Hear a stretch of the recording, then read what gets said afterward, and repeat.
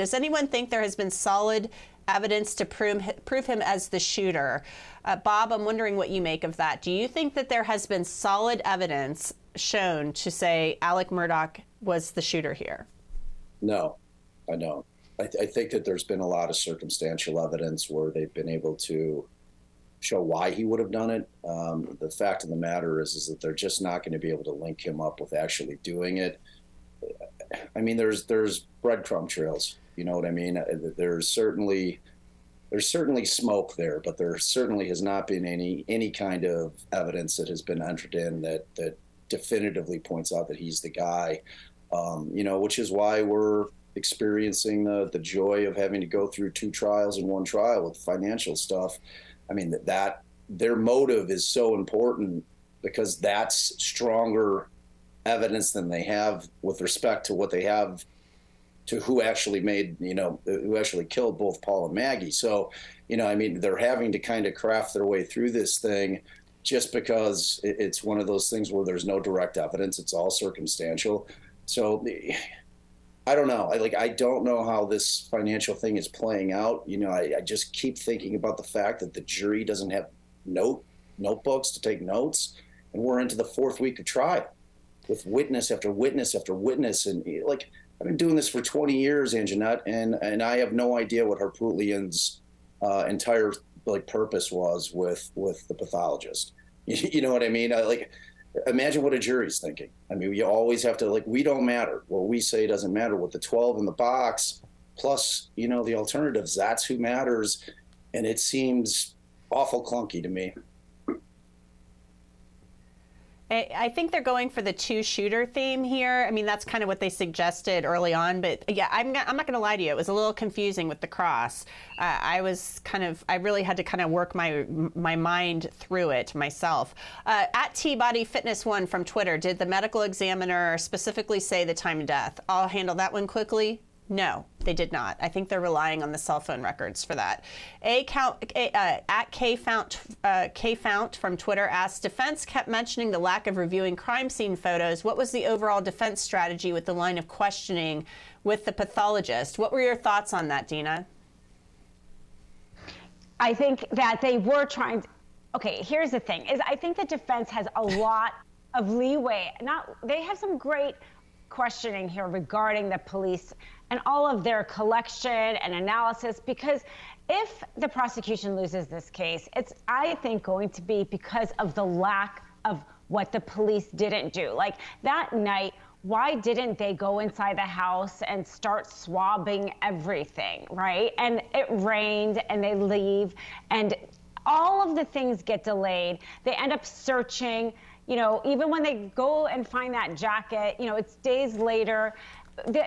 I think that there is so much room for the defense because of the lack of really what the police did in the collection. It bothers me a lot that they haven't shown any evidence of what was inside that home, because if he did commit these murders, he would have had to clean up, there's things on door handles all over the place. And I haven't heard any evidence, because you can even show the existence of bleach or cleaners if there wasn't blood. And the lack of all of that, because they didn't do it, I think they didn't consider him a suspect as early as they should have. In hindsight, they didn't do as thorough of an investigation as early. And I think that hurts them here.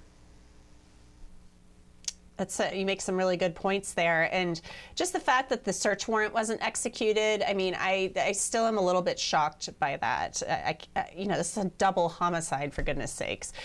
Let's get to some more of our questions. Jackie Lowe from YouTube asks, if ones find it hard to believe money was the motive and distraction, could it be possible he did it in fear of sparing them embarrassment of his debt and being fired that day? That's interesting, Michael. I mean, do you think that's actually, do you think that that's plausible that he was, how do you explain Buster still being alive then? Yeah, that's pretty extreme, but it'll tell you what that does, Anjanette. It tells us how desperate people are to find a believable motive. I have to say, I've been involved in 1 or 2 trials, whether in the courtroom, in the field, on the desk. This is the worst circumstantial case I've ever seen. Normally we see some direct evidence, some DNA, something, or a great motive. And we got nothing here. We have neither. So in discounting that theory, it's as bad as the current prosecution theory.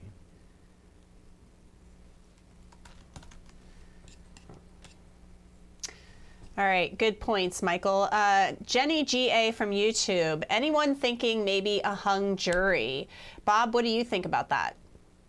I think that's a distinct possibility, frankly. I mean, there's this feeling, and it goes hand in hand with everything that's going on with Murdaugh and who he is down there and the family and the legacy of them. I mean, he's sitting in the courtroom where his grandfather's, portrait is sitting in there. There's this feeling that this is a rigged game anyway. But going back to exactly what Michael just said, it's a weak case. And that's the brass tacks is it's a weak case. I mean, when you look at the cumulatively what they have, it's not much. I mean, you're having to say, okay, well, he was there on the video. We can hear his voice. And, we've built a timeline to when we think that the murders happened. But to go back to the point that they didn't process the scene properly is going to be huge in terms of in that jury box or in that deliberation room, because they just screwed up the entire investigation from the get. And they've put forth, the state has put forth an incredibly confusing narrative, and the way that they've put the case forward, intertwining the financials in order to try to establish a motive, it's just going to confuse the jury. I really believe that.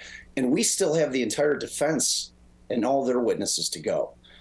So I think that a hung jury is a distinct possibility. The real question is, would they try him again? Oh, I mean, the prosecution, I think they think their case is a strong case. I mean, I would think they would have to try this again, say there is a hung jury. We're nearing the ends of the state's case, so we have to be really open to the possibilities here with the verdict. Heather Bunner from YouTube, you guys, let's go around the squares, a quick round robin question, and let's make our answers quick here. What was he doing with all of his money? Dina, what do you think he was doing with the money? He might have just been living on it. I mean, people tend to live above their means, and he just wasn't making enough for all of their kind of properties and vacations and so forth. Yeah, and there was some testimony, too, that maybe he had some real estate deals that went south with some islands and off the coast of South Carolina. Michael, briefly, what do you think he was doing with all the cash? Numbered accounts. Check your offshore numbered accounts. That's what I think. It's easy to hide money if you want to. I'm waiting for that shoe to drop. Bob, what do you think he was doing with all the money? Somewhere, and gambling, maybe. Interesting, gambling.